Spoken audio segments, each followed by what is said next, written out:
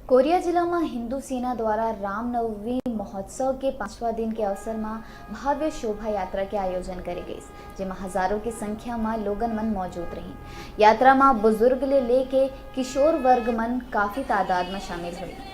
शोभा यात्रा चिरमिरी के छोटी बाजार ले शुरू होके खड़गवा स्थित प्रसिद्ध मंदिर मां महामाया दरबार में जाके संपन्न हुई। कोरिया ले डिजिटल रिपोर्टर संजय गुप्ता की रिपोर्ट।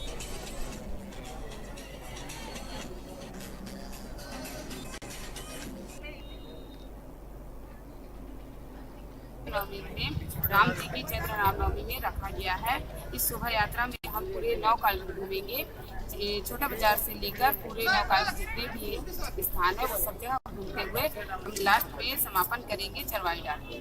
जय श्री राम। जैसे कि आप लोगों को पहले भी हमने जानकारी दिया था अपने प्रेस और सोशल मीडिया के माध्यम से कि हिंदू सेना आज चैत्र रामनवमी के इस शुभ अवसर पर 5वें दिन एक श्री राम जी की महा शोभा यात्रा का आयोजन किया है, जिसमें ये शोभा यात्रा शासकीय लाहिड़ी महाविद्यालय से शुरू होकर छोटा बाजार, बड़ा बाजार, हल्दीबाड़ी, पौड़ी, कोरिया, गिल्हापानी, डोमन हिल, गोदरीपारा होते हुए ये चनवाईडाड़ महामाया मंदिर में इसका समापन किया जाएगा।